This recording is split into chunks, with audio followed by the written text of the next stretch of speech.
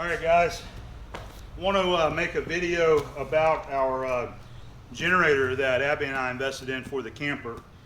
And this is probably the third or the fourth time I've tried to start this video. Every time I start, I get interrupted. But anyway, I was kind of laughing over that. But anyway, we wanted to get us a generator for the camper for a couple of reasons. And one is so that whenever we're off traveling and camping, you know, we've got a long haul that we're going to be going on. If we need to, if we want to, maybe camp where we're not plugged into shore power, you know, somewhere off the grid, we'll have a generator there to run the air conditioner if we need, you know, run the power inside, that kind of stuff. Also, I wanted to be able to have this capability since we have the camper.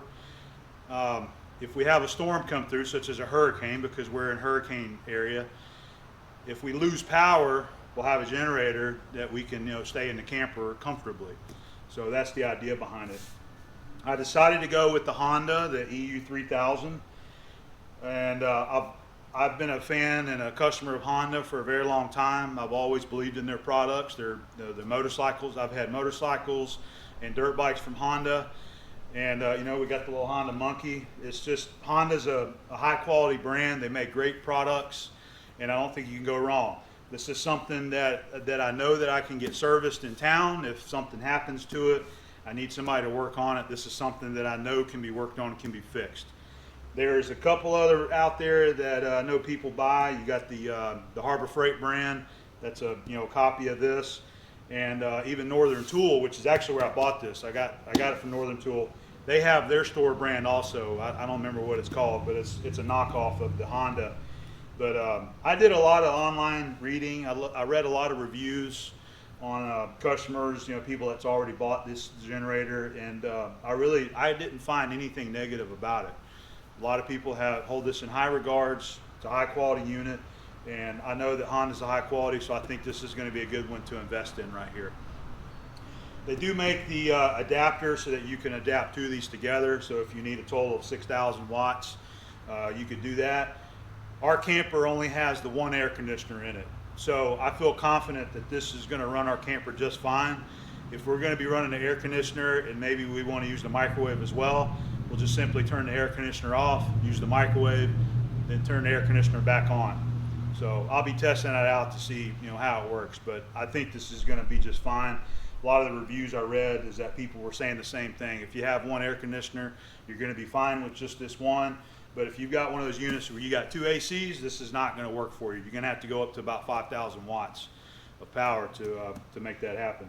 But comparing this to the other ones out there on the market, this one has the longest run time, and it's also the quietest of the other ones as well. So that's another reason why I opted to go with the Honda. It's got the electric start on it, and it's you know, super quiet there, you know, 50 to 57 decibels. So anyway, let's get it unboxed and get this thing fired up and see how it runs, see how quiet it is, and then we'll do a test out there on the camper, and then ultimately I want to get it mounted up there and see if I can figure out an easy way to actually get it secured to the rack.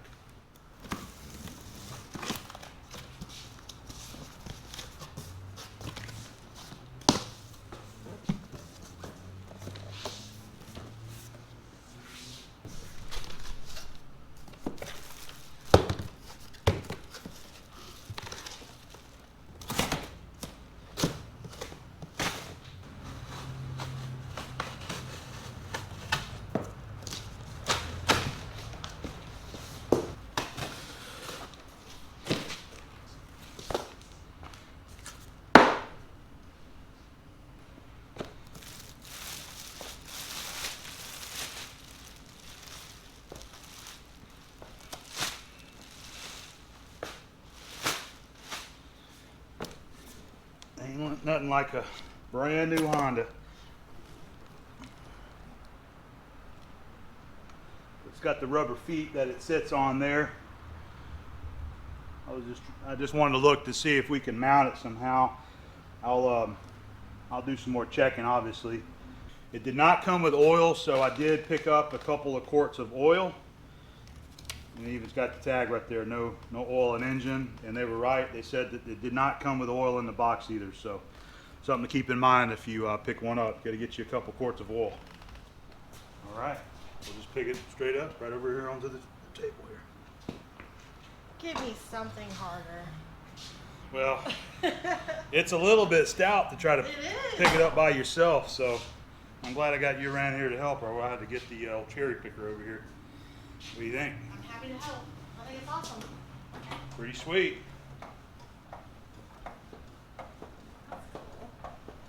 It's pretty nifty, huh? I didn't know that car did that. Yep. Hydraulic lift cart. How come I don't have one of those? Because you haven't bought one yet. I need one. Go over there and pick it up some more.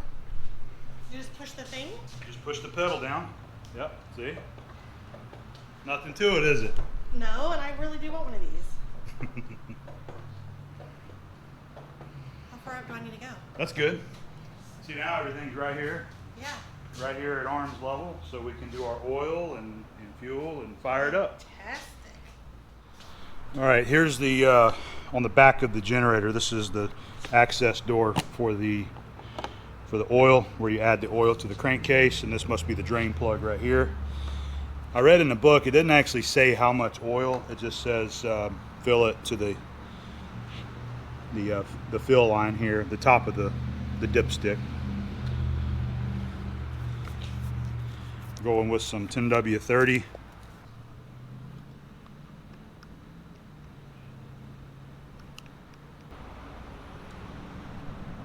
Looks like we're getting pretty close.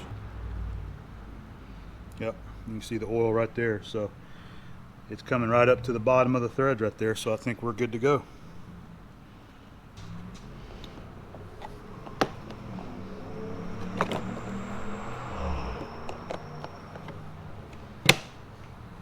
All right, we got the oil in it. I'm just going to put a little bit of fuel in here, not a whole lot, just enough that I know that we can crank it up and run it for a little bit. So it's got the filter screen down inside there to catch any trash that goes in. I'm going to get the fuel can and we'll fill it up.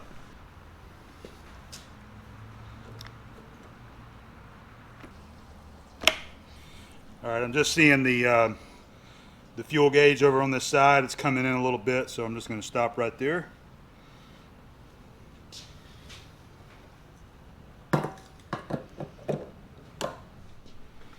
All right, the battery's obviously dead in this thing. I think you're just gonna have to run it to let it charge the battery up. So we're gonna do the manual recoil start. Go ahead and turn the fuel valve on. Let it start getting some fuel down in there. And I think all we got's to do, turn it on, we'll pull the choke, and let's give it a pull, see if it cranks.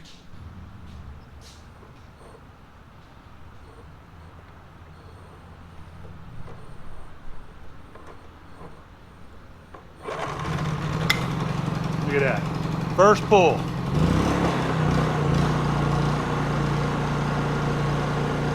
See how quiet that is?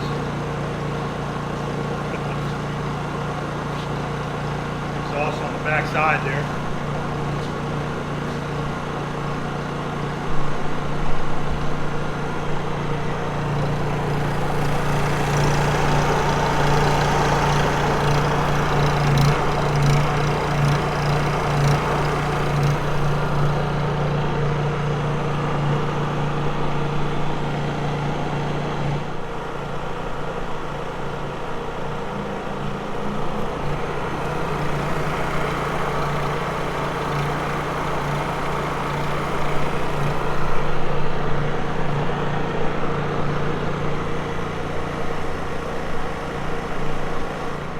Going to do a voice check right here with it running, being on the other side of it. I want to see how it sounds on video.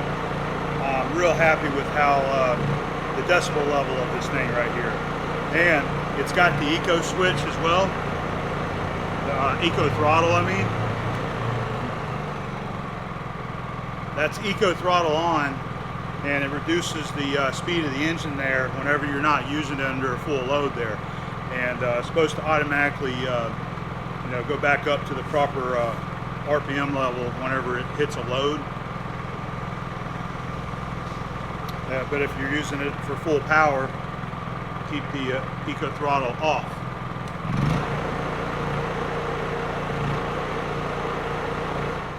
Just another sound check with it outside of the garage here. Seeing what it sounds like with me talking over it. I'm going to take the front cover off here because the battery's right behind it, and I can't find in the book whether the battery is disconnected from the factory when they ship it or not. So I'm just going to go ahead and take it off and check that out.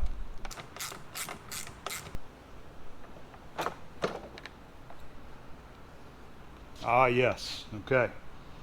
That's what's going on. And then now I see why this one wouldn't come out. That one's actually got it's a stud mounted all the way in there. Bolts and nuts were taped to the battery there. We've already got the negative side going together here. Just tighten it, slide the nut up inside there.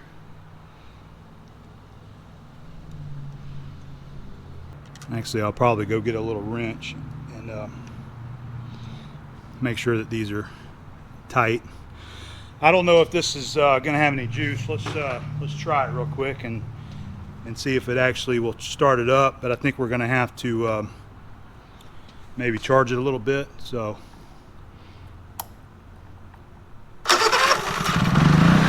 nope, already good to go.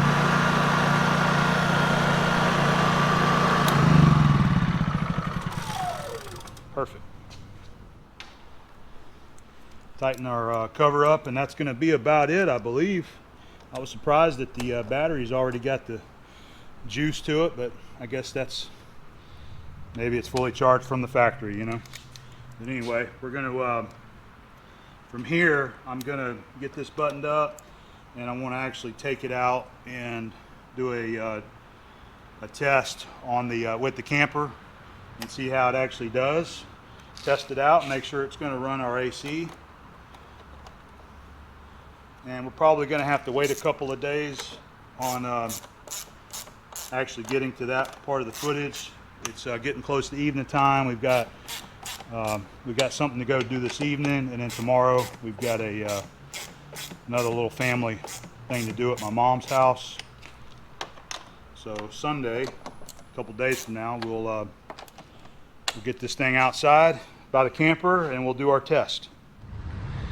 It's been a couple of days since I showed you the Honda generator, so I'm kind of going out of sequence here, but I'm going to show you where I'm at right now and how I've got it mounted up. This is what it's going to look like, and then once I show you this right here, then we're going to actually test fire this thing and see how it runs with the camper hooked into it.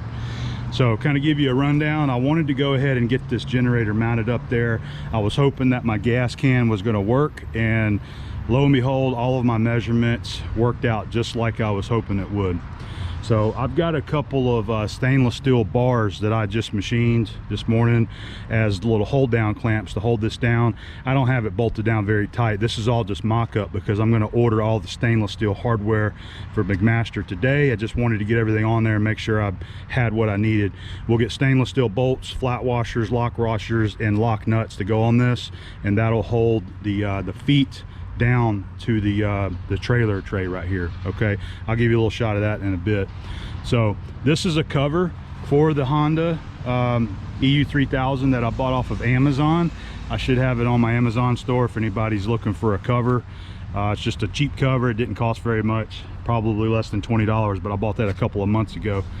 And this is also a can that I got from Northern Tool whenever I got the generator.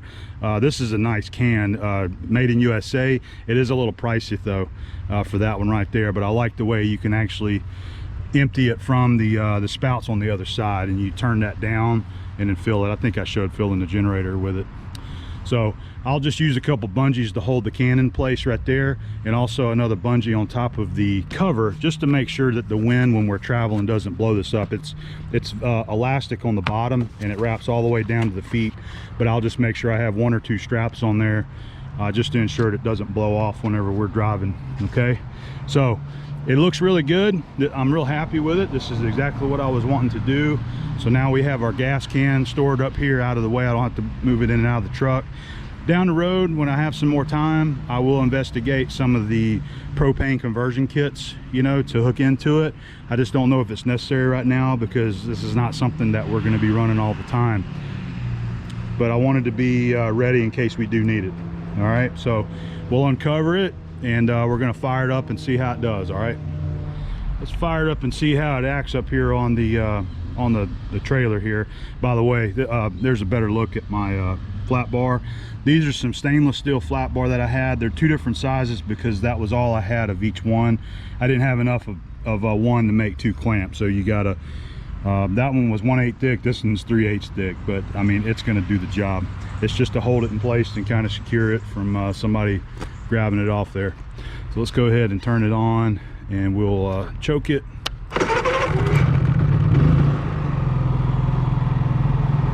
There it is. All right, let's turn the eco throttle off.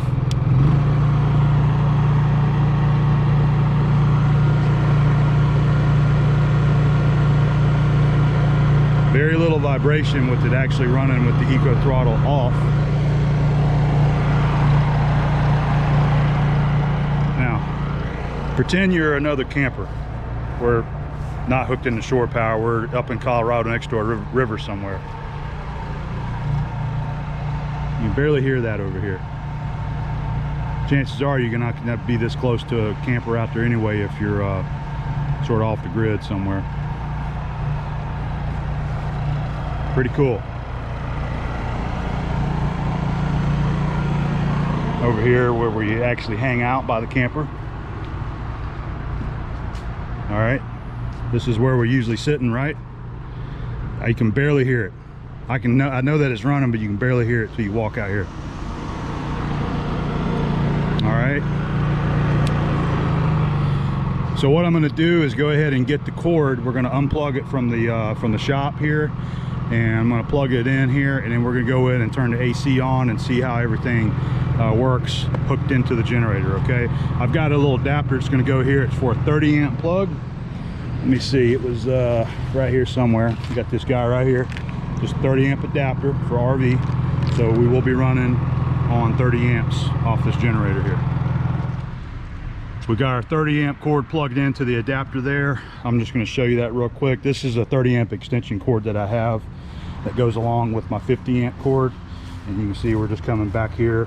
There's the adapter that I use to adapt it to the 50 amp cord. This is also what I use whenever I plug it into the shop power right there, that plug that I installed. So I'll have this set up right here just so that we can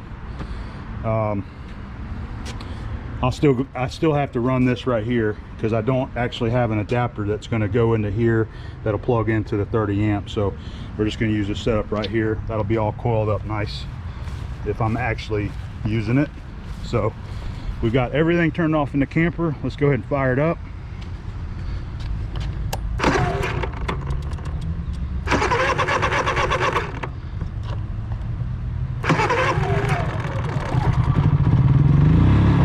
Choke it there because I only ran it for a second. Okay, now let's go in the camper and turn the AC on. All right, now we're inside the camper. We'll go ahead and try our light right here. All right, we got a light. Let's go ahead and we'll turn our AC to on. All right, take a second. Let's see if it powers up. Okay, there we go. AC on.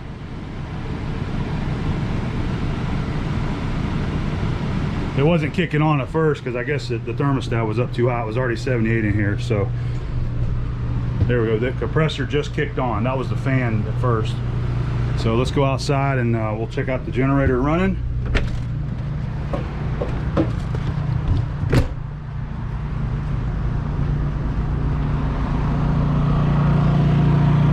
It's doing its thing.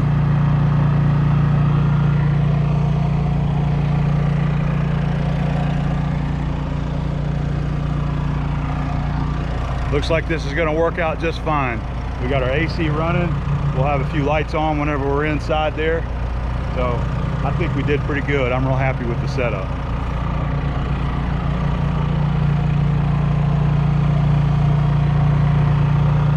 I'm going to try one more thing. We've got it in eco throttle, so I'm going to turn this back on.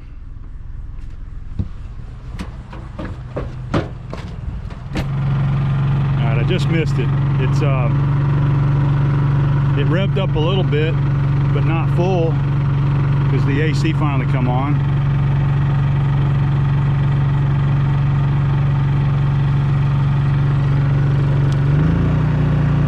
See? So it may not need full throttle just for the AC running. I'm gonna put it back on.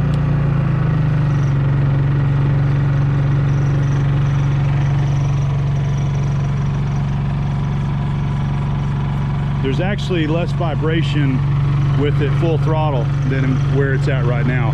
It shouldn't be a concern. I'm just gonna leave it off. I think if we're running the AC, I'm just gonna leave it on just full throttle. If we're using the generator for something light duty, if we just got a couple extension cords plugged in, just running some lights or things like that, then we'll just we'll use the eco throttle.